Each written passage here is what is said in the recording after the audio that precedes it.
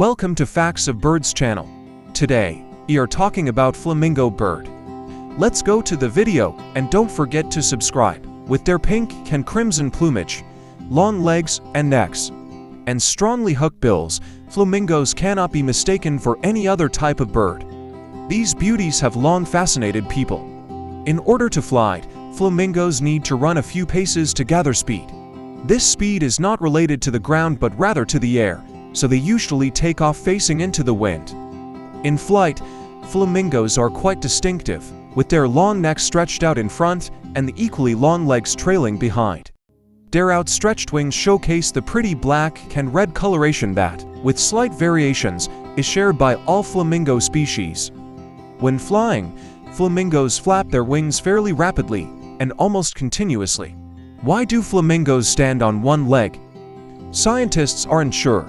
There is less heat loss through the leg if it is tucked next to the bird's body. However, this behavior is also seen in hot climates. Another explanation is more mundane. It's probably a comfortable position for standing. Flamingos live in lagoons or large, shallow lakes. These bodies of water may be quite salty or caustic, too much so for most other animals. In some lakes, their only animal neighbors are algae, diatoms, and small crustaceans.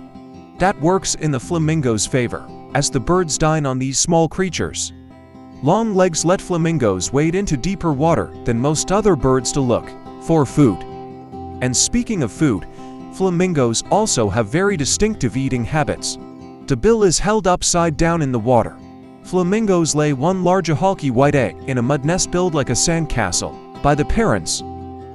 A parent sits on the mound, reaches over, picks up mud and dribbles onto the nest, which can reach 2 feet in height and is usually surrounded by trenches further protection from rising water.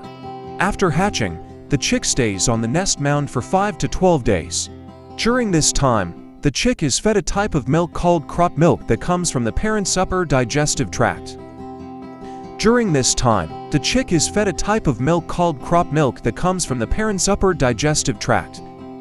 Both males and females can feed the chick this way, and even flamingos that are not the parents can act as foster feeders.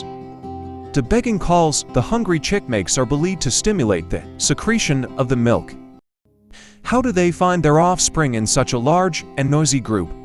Chicks and their parents recognize one another through their distinctive calls